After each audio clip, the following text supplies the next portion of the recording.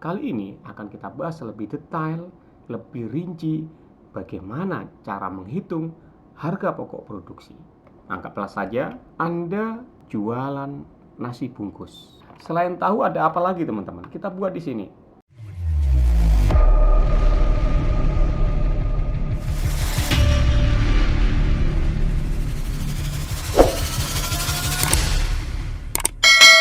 Baik rekan-rekan sekalian, mari kita lanjut pembahasan kita tentang 5 kesalahan sebelum menjual produk. Seperti yang sudah saya sampaikan di video sebelumnya, ada 5 kesalahan sebelum menjual produk.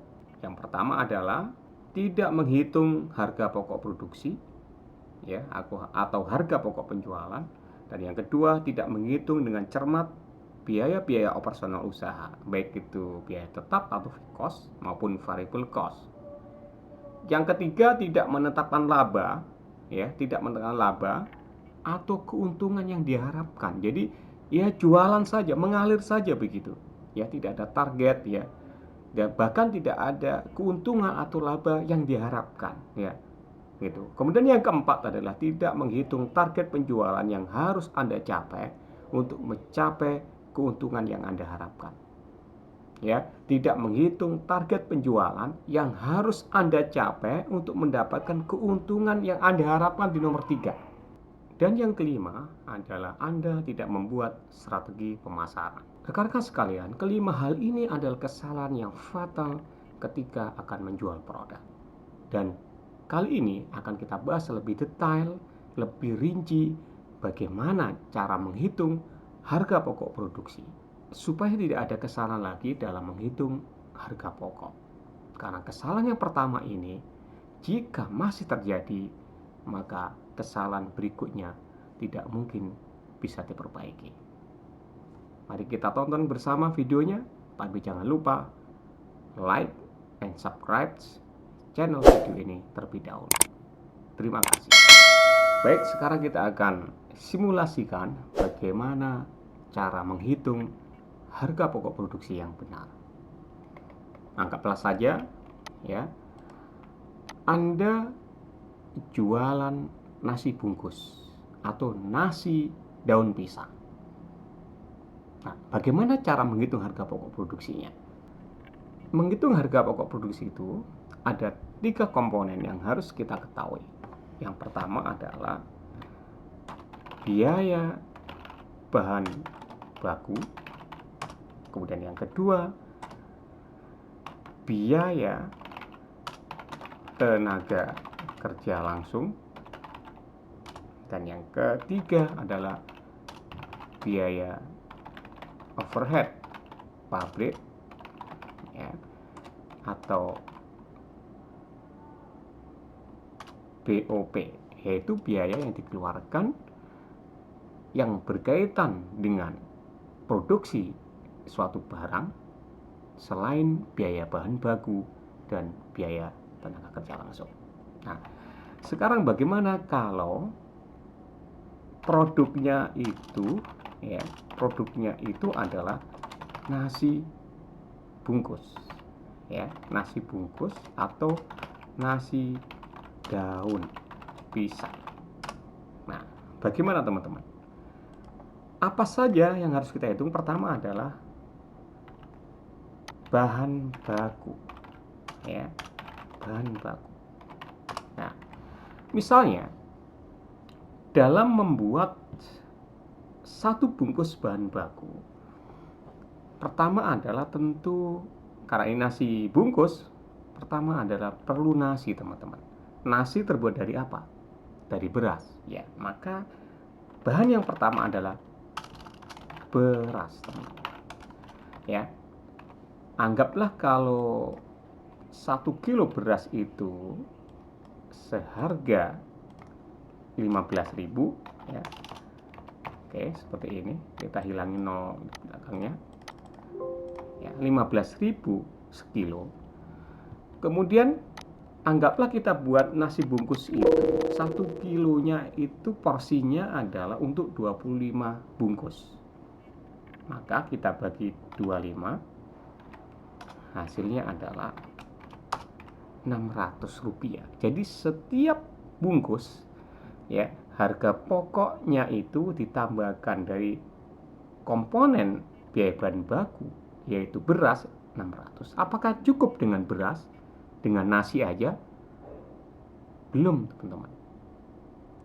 Kan belum ada lauknya. Nah, misalnya satu bungkus nasi itu berisi selain nasi, ya, selain nasi ada juga mie, ada mie-nya, misalnya mie aci, misalnya mie aci. Kalau Anda beli mungkin di pasar atau di toko harganya 10.000. 10.000 sekitar 500-600 gram ya. Itu misalnya satu satu bungkus itu untuk porsi 30 orang misalnya. Ini kira-kira ya. Maka akan muncul 333 ya, 333 ya untuk perbungkusnya. Ini untuk perbungkus ya, perbungkus. Kemudian yang ketiga, selain mie biasanya ada tahu, teman-teman. Ada tahu. Tahu itu kalau beli di pasar harganya 2.500. Anggaplah kita slice ya, kita potong-potong tipis. Anggaplah satu tahunya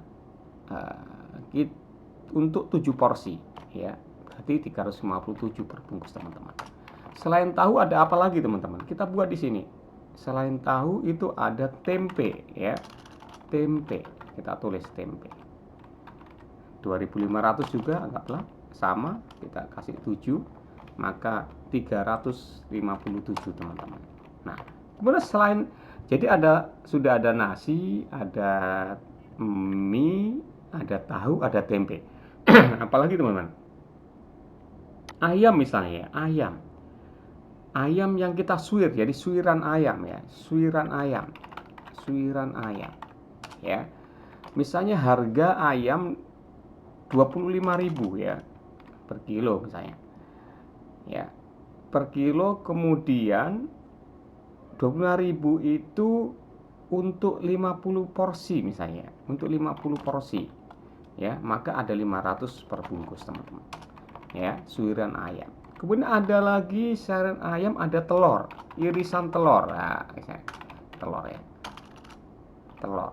Telurnya bisa didadar ya atau direbus gitu ya. Harganya katakanlah 2.000 satu telur. Kemudian direbus, kemudian dibuat irisan gitu, anggaplah satu telurnya apakah dadar, apakah rebus gitu ada untuk 5 porsi atau 5 bungkus. Maka biaya per bungkusnya adalah 400. Nah, gampang kan? Kemudian apa lagi? Sudah ada nasi, sudah ada mie, sudah ada tahu, kemudian ada tempe, kemudian suiran ayam dan irisan telur. Yang kurang apa? Oh, sambelnya. Oke. Sambel itu termasuk bumbu ya, berarti bumbu plus sambel ya. Gitu. Iya, kita kira-kira anggaplah sambel atau bumbu atau sambel itu anggaplah perbungkusnya, langsung aja ditulis di sini ya, bos. Bungkus, anggaplah perbungkusnya adalah 500 rupiah ya, 500 rupiah ya sambelnya itu. Nah, ini kalau kita total, teman-teman, berapa? 3.048. Itu harga pokok produksi dari unsur biaya bahan baku, teman-teman. Nah, baru bahan baku. Sedangkan unsur harga pokok produksi itu ada 3. Selain bahan baku adalah biaya tenaga kerja langsung dan biaya overhead. Nah, sekarang kita hitung biaya tenaga kerjanya. Ya, biaya tenaga kerja. Misalnya untuk memasak nasi bungkus ini Anda memperkerjakan 1 orang ya. 1 orang tenaga ya. Tenaga apa? Tenaga masak, anggaplah dibayar per masak. Misalnya 100.000 setiap hari ketika dia masak 100.000. Berapa biayanya per bungkusnya? Anggaplah 1 hari itu dengan biaya 100.000 yang kita berikan ke tukang masak itu untuk kapasitas produksi misalnya 200 bungkus. Ya. Maka per bungkusnya biaya tenaga kerjanya ada 500 rupiah. Oke, cukup ya untuk biaya tenaga kerja ya. Oke, yang ketiga adalah biaya lain-lain atau biaya overhead pabrik. Biaya overhead pabrik adalah biaya produksi di luar biaya bahan baku dan biaya tenaga kerja. Nah, ini mungkin yang banyak. Pertama adalah tentu harus ada daun pisang, teman-teman, karena kita bikin nasi bungkus yang pakai daun pisang.